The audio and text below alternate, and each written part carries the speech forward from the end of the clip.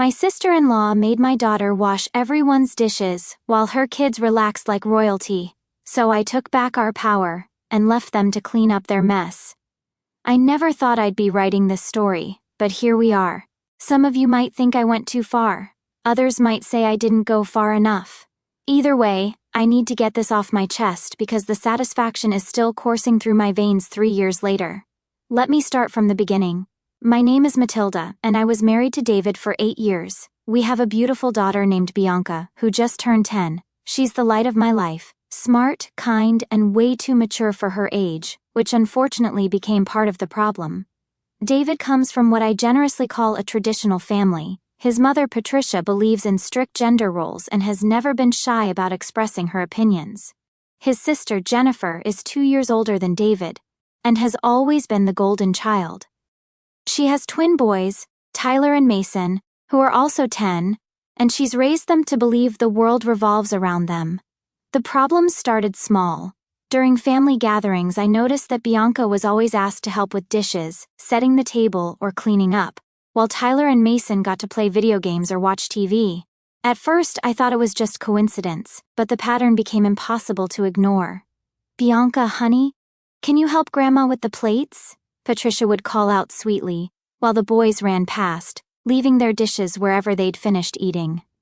"Why don't Tyler and Mason help too?" I'd ask, trying to keep my voice light. "Oh, boys will be boys," Jennifer would laugh. "They've been playing so hard they need their rest. Besides, Bianca seems to enjoy helping, don't you, sweetie?" Bianca, being the people-pleaser she is, would nod and smile, but I could see the confusion in her eyes. She was starting to internalize the message that her value came from serving others, and it made my blood boil. I tried talking to David about it multiple times. He'd nod and agree that it wasn't fair. But when we were with his family, he'd go silent. He wouldn't speak up when his mother made comments about teaching girls responsibility, or when Jennifer would snap her fingers at Bianca like she was summoning a servant. "You need to say something," I'd tell him after every family gathering. "It's not worth a fight, Matilda. You know how they are. Bianca's fine. She's learning good values." Good values? Or that she should accept being treated as less than. He'd always change the subject or make excuses. Looking back, I should have seen the red flags earlier, but love makes you blind to a lot of things. The breaking point came during Bianca's birthday weekend. We were staying at Patricia's house for the whole weekend, something I'd always dreaded but tolerated for David's sake. Jennifer and her boys were there too, and from the moment we walked in, I could feel the familiar tension building. Saturday evening, after Bianca's birthday dinner, the real drama began. We'd had a lovely meal, and Bianca was glowing from all the attention and presents. The kids had been playing in the living room while the adults chatted over coffee. That's when Jennifer stood up and clapped her hands together like she was addressing a classroom. "All right, everyone, time to clean up this mess. Bianca, you can start with all these dishes. There are quite a few, so you'd better get moving." I felt my spine stiffen. "Actually, Jennifer, it's Bianca's birthday. Maybe the kids can all help together, or better yet, let the adults handle it tonight." Jennifer's smile turned sharp. "Oh, Matilda, don't be silly. Bianca needs to learn responsibility. My boys have been playing hard all day, they're exhausted. Besides, this is good practice for her." "Practice for what exactly?" I could hear the edge creeping into my voice. "For being a good wife and mother, of course," Patricia chimed in from her chair, not even looking up from her magazine. "Girls need to learn these things early. Bianca's old enough to start pulling her weight around here." I watched in horror as Bianca, my confident, joyful daughter, slowly got up from where she'd been playing with her new birthday toys and walked toward the kitchen. Her shoulders were slumped, and she kept glancing back at Tyler and Mason, who were sprawled on the couch with their phones, completely oblivious to the mountain of dishes that awaited. "Bianca, sit back down," I said firmly. "It's your birthday. You shouldn't have to clean up everyone else's mess." "Matilda," Patricia's voice cut through the room like a knife. "Don't undermine Jennifer's parenting. She's absolutely right. That girl needs to learn some respect and responsibility. You've been too soft on her, and it shows." The room went dead silent. Even Tyler and Mason looked up from their phones, sensing the tension. "David," I said, my voice barely above a whisper, "are you going to say something?" My husband, the man who was supposed to have my back, sat frozen in his chair, staring down at his hands like they held the secrets of the universe. David, I repeated. He looked up at me for just a second, and I saw something that made my heart break. Shame, not shame at his family's behavior, but shame at me for causing a scene. He quickly looked away and mumbled something about not wanting to get involved in women's issues. That's when something inside me snapped, not in a screaming dramatic way, but in a quiet, cold way that scared me more than any explosion ever could. I stood up slowly, walked over to Bianca, and gently took her hand. Come on, sweetheart. Let's go upstairs and play with your new toys. The adults can handle the dishes. But Aunt Jennifer said, Bianca started. Aunt Jennifer was wrong, I said, loud enough for everyone to hear. It's your birthday, and you're a child. You're here to have fun, not to be anyone's unpaid servant. Jennifer's face turned red. Excuse me? I am not treating her like a servant. I'm trying to teach her valuable life skills. By making her clean up after your lazy sons while they play video games? By telling her it's her job because she's a girl? What exactly are you teaching Tyler and Mason? That women exist to serve them? How dare you call my children lazy? Jennifer was on her feet now, her voice shaking with rage. How dare you treat my daughter like hired help? I shot back. Patricia slammed her magazine down. Matilda, you are completely out of line. Jennifer is family and you need to show her some respect. Bianca should be grateful to learn from her elders. I looked around the room one more time. At Jennifer, red-faced and self-righteous. At Patricia, sneering at me like I was something she'd scraped off her shoe. At Tyler and Mason, watching the drama unfold like it was entertainment, already learning that they were more important than the girl their age. And at David, still avoiding my eyes, his silence speaking louder than any words ever could. You're right, I said quietly. Family should be respected. Bianca, go pack your things, we're leaving. Matilda, don't be ridiculous, David finally spoke up. You're overreacting. Just sit down, and let's talk about this calmly. I turned to him, and I must have had some kind of look on my face because he actually flinched. Overreacting? Your sister just told our daughter that her worth is measured by how well she can clean up after boys. Your mother just told me I'm raising her wrong for not teaching her to be subservient. And you, my voice cracked, you sat there and said nothing. You chose them over us. I didn't choose anyone. I just don't want to cause drama in my family. What about our family, David? What about Bianca and me? Don't we matter? He opened his mouth but no words came out. That silence was my answer. I took Bianca upstairs, and while she packed her things, I sat on the bed and made a decision that had been years in the making. I was done. Done being the daughter-in-law who swallowed her words to keep the peace. Done watching my daughter learn that her dreams and desires mattered less than everyone else's comfort. Done being married to a man who would throw me under the bus to avoid disappointing his mommy. That night, I tucked Bianca into bed in our hotel room.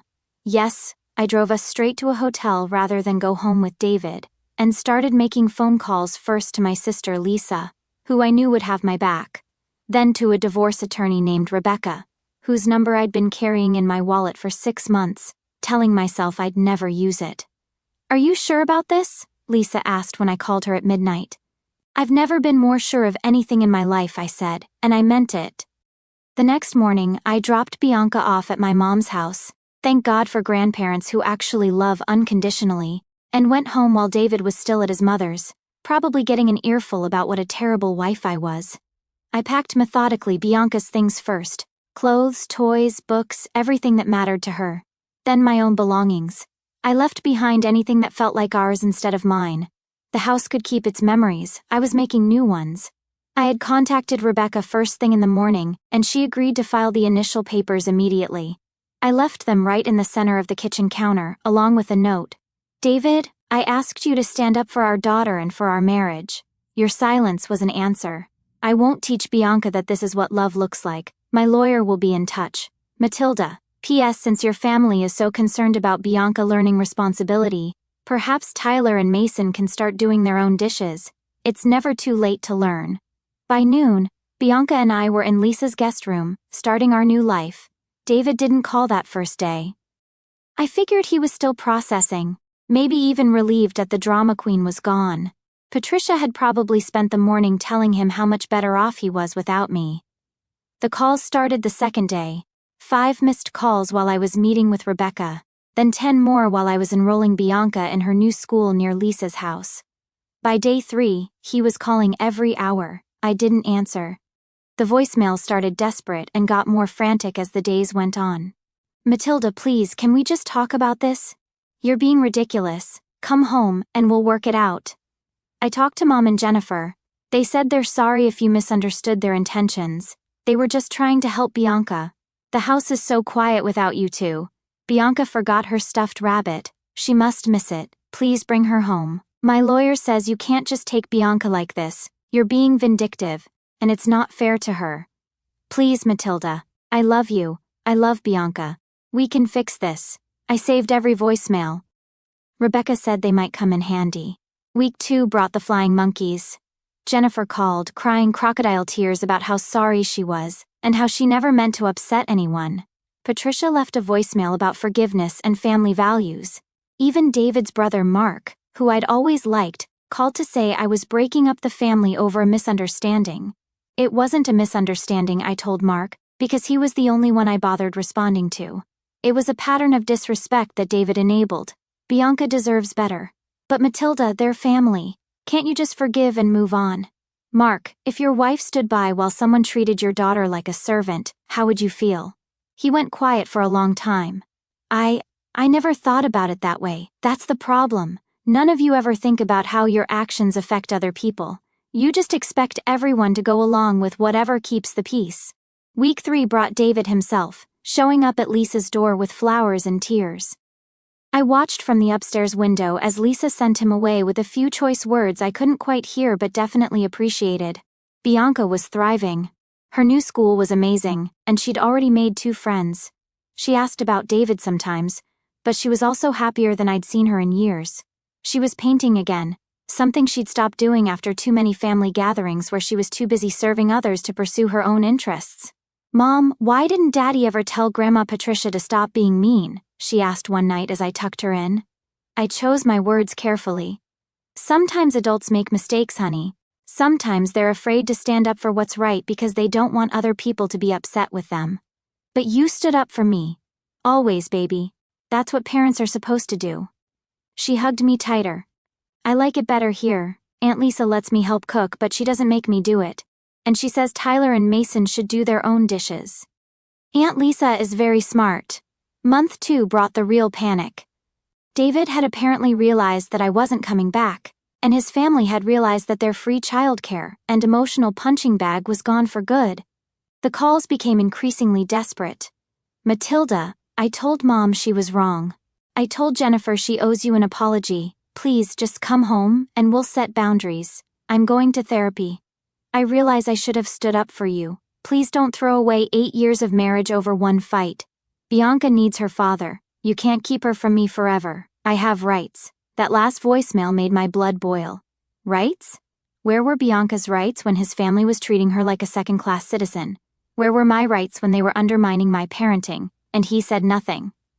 I called Rebecca. He's threatening me about custody. Let him try, she said grimly. We have documentation of the emotional abuse Bianca experienced in that environment, plus all those voicemails showing his increasing desperation. Any judge will see that you removed your daughter from a harmful situation. Month 3 brought the real consequences. Apparently, David had been depending on me more than either of us realized.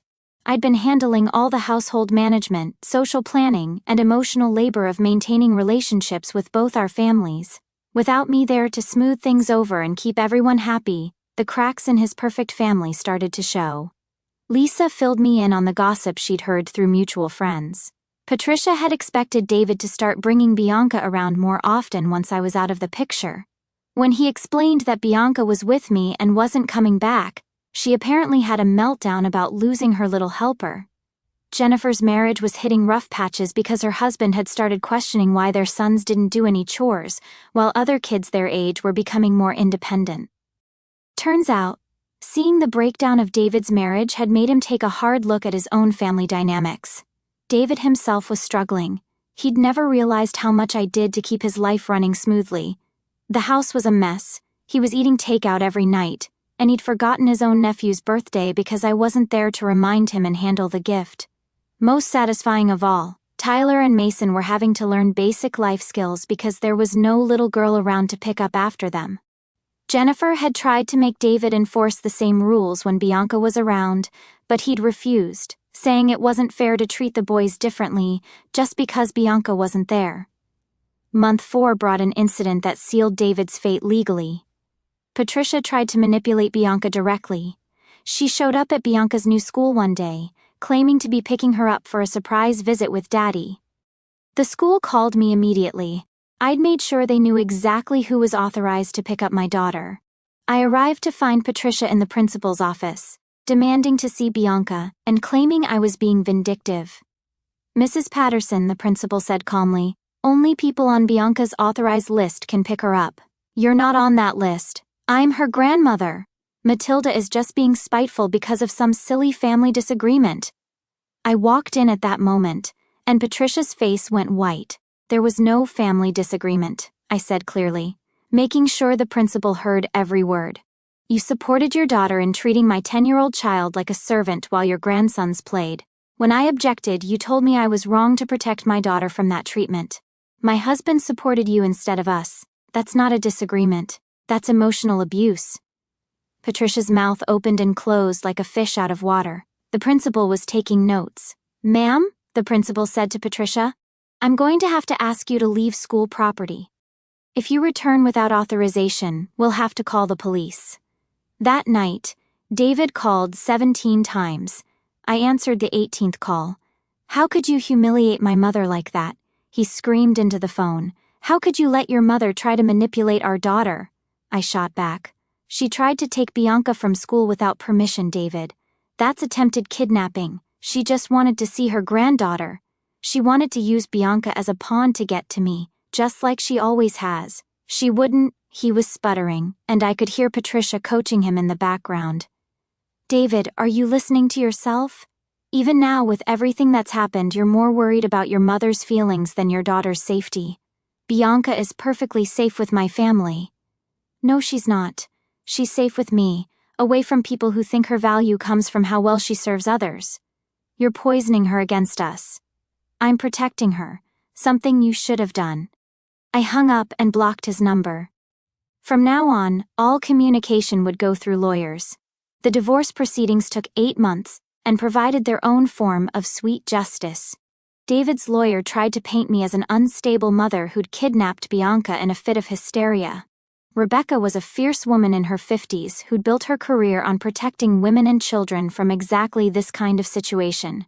"Your Honor," David's lawyer argued, "my client's wife left in the middle of the night without any attempt at communication or resolution. She's clearly unstable and vindictive." Rebecca stood up with a stack of papers. "Your Honor, I'd like to submit Exhibits A through M, recorded voicemails from the defendant showing escalating harassment and manipulation. I'd also like to present testimony from Bianca Patterson's teachers and school counselor about her emotional state and the improvement they've observed since she was removed from the harmful environment." The judge, the Honorable Margaret Williams, reviewed the voicemails with increasing displeasure. The school counselor testified about how Bianca had initially been withdrawn and overly compliant, but had blossomed into a confident child when she felt safe to express herself. Based on the evidence presented, Judge Williams said, "It's clear that the minor child was subjected to gender-based discrimination and emotional manipulation in the defendant's family environment. The mother's decision to remove the child from this situation shows appropriate protective parenting." David fought for joint custody, but between the documented emotional abuse, his family's attempted school pickup, and his own voicemails showing his priorities, the judge awarded me primary custody with supervised visitation for David. The supervision was his own mother's doing. During the custody hearing, Patricia couldn't help herself. She took the stand as a character witness for David and spent 20 minutes explaining how Bianca needed to learn proper feminine roles and how I was raising her to be selfish and lazy. The judge, a woman with daughters of her own, was not impressed. "Mrs. Patterson," Judge Williams said coldly, "you've just described a pattern of gender-based discrimination against a child. Your testimony has actually strengthened Mrs. Matilda Patterson's case for protection of her daughter." Patricia's face went white as she realized what she'd done. David slumped in his chair, finally understanding that his family's values weren't going to fly in a court of law. 6 months post-divorce, I got the most satisfying update from Mark's wife, Susan, who'd become an unexpected ally. She'd started documenting everything after our conversation opened her eyes to the family dynamics. "David is still living alone in your old house, which is apparently a disaster zone," she told me over coffee. "He'd started dating, but couldn't keep a relationship going longer than a few weeks because he expected women to manage his life the way you had. You should see this place, Matilda." She pulled out her phone and showed me photos she'd taken. "Mark said I should document this in case it becomes relevant for Bianca's visits. Look at this, pizza boxes stacked 3 feet high, bathroom that hasn't been cleaned in months, and get this. He asked me if I knew any nice traditional girls who might want to go out with him." I nearly spit out my coffee. "Please tell me you said no." "Oh, I did better than that. I told him that any woman worth dating would run screaming from a man who can't manage basic adult responsibilities. Then I suggested he learn to do his own laundry before expecting someone else to mother him." The intelligence network of wives in David's extended family had become surprisingly useful. Susan had connected with Jennifer's ex-sister-in-law, Mark's cousin's wife, and even some of the church ladies who had known Patricia for decades. They were all sharing stories, and the picture that emerged was of a family system built on the exploitation of women and girls. "Patricia raised her boys to be helpless," Susan explained. "She did everything for them: cooking, cleaning, managing their schedules, even calling their teachers when they got in trouble. She was so proud of being the perfect mother that she created 2 adult men who couldn't function independently. And Jennifer learned from her." "Exactly. But here's the kicker. Jennifer's ex-husband told Mark that she couldn't even handle being a single mother for 2 weeks without calling Patricia to come help all those years of having other people, you, Bianca, her husband, pick up the slack, and she never learned basic parenting skills herself." The irony was delicious. The woman who'd insisted my daughter needed to learn responsibility had never learned it herself. Patricia was furious that her golden boy was struggling and kept trying to set him up with nice, traditional girls who would know their place. Unfortunately for her, most women in their 30s weren't interested in a divorced man who couldn't manage his own household and came with a mother-in-law from hell. Susan had more gossip that made my day.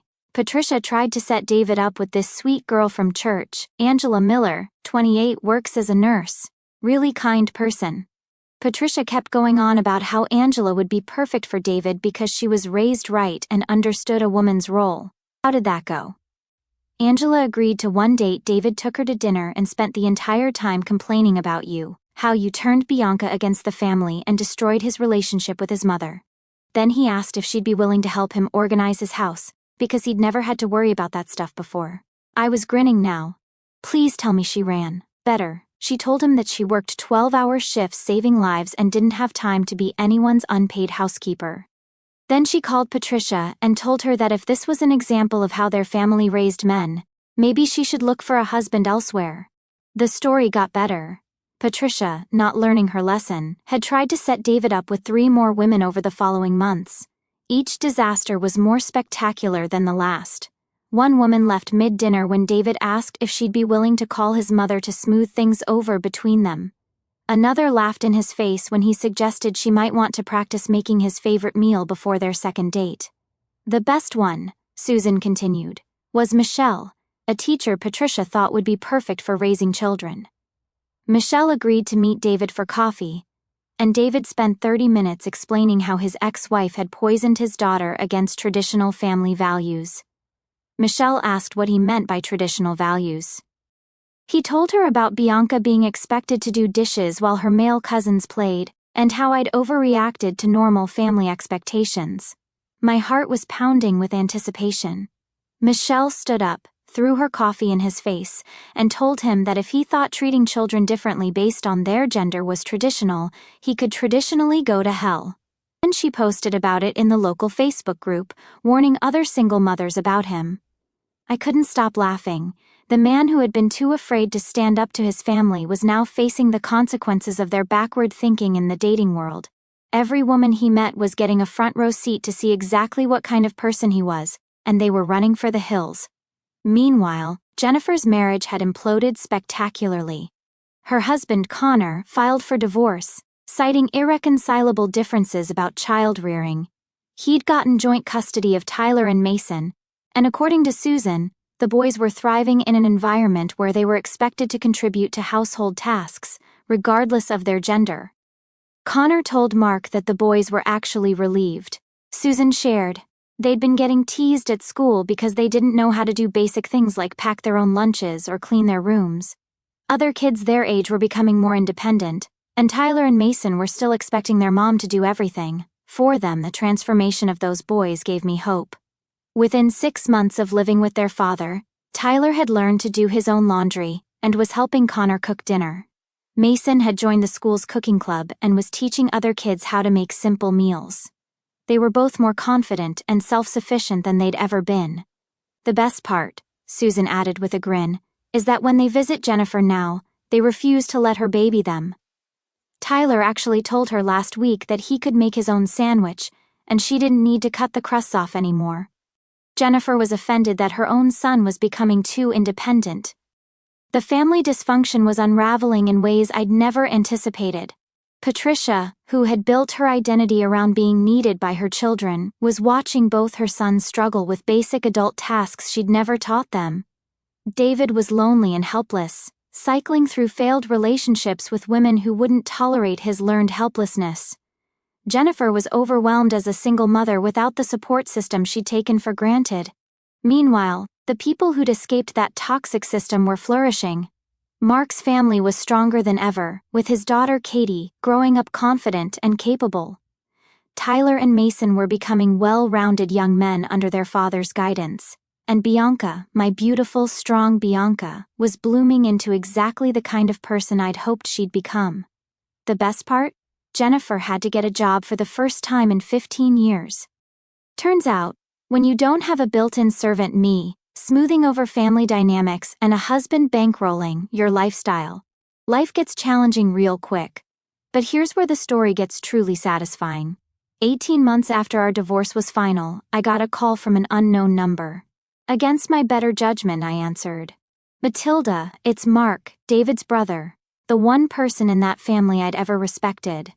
Hi Mark, is everything okay? I wanted to call and apologize. And to thank you. For what? For opening my eyes. When you left David, it made me really look at how we treat women in our family, how I was raising my own daughter. Matilda, I was horrified when I really thought about it.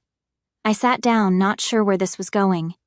After you left, Jennifer tried the same stuff with my Katie that she pulled with Bianca, expecting her to clean up after her boy cousins, telling her she needed to learn to serve others. And I stopped it. I stood up to my own sister and my mother in a way David never could. My throat felt tight. How did that go? Mark laughed, but it wasn't a happy sound. About as well as you'd expect. Mom accused me of being whipped by my wife. Jennifer said I was destroying the family values. But you know what? My daughter looks at me differently now. She trusts me to protect her, and my marriage is stronger than it's ever been. I was crying and I didn't care. There's more, Mark continued. Connor called me. He wanted to thank me for testifying in his custody case about the family dynamics. Tyler and Mason are doing so much better with him.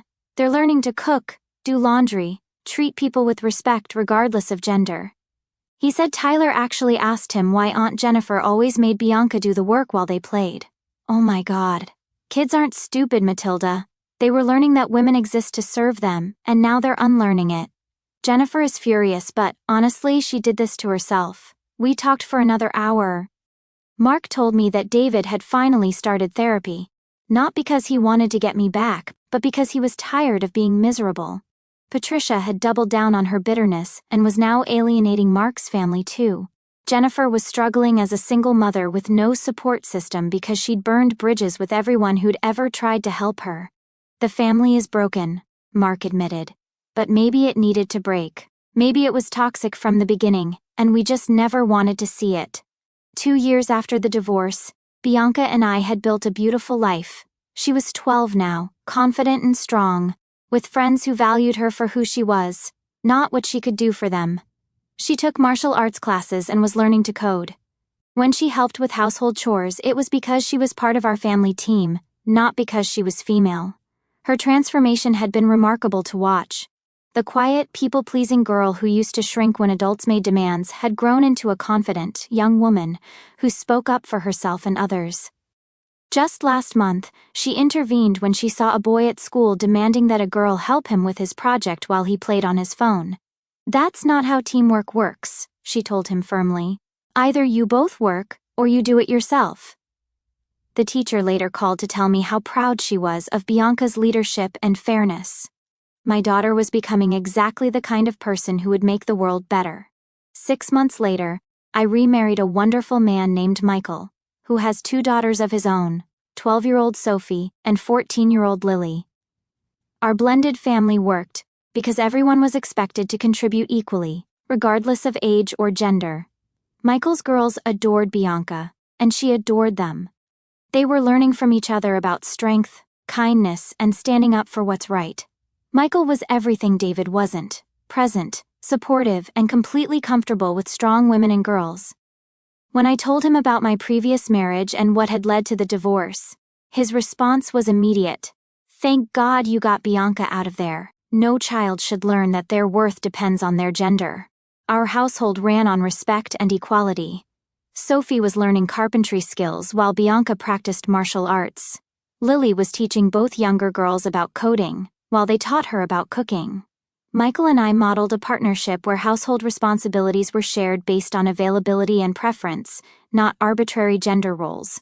The girls had created their own support system too. When Lily started her period and felt embarrassed, Bianca and Sophie rallied around her with encouragement and practical help. When Sophie struggled with math, Bianca tutored her patiently until she understood.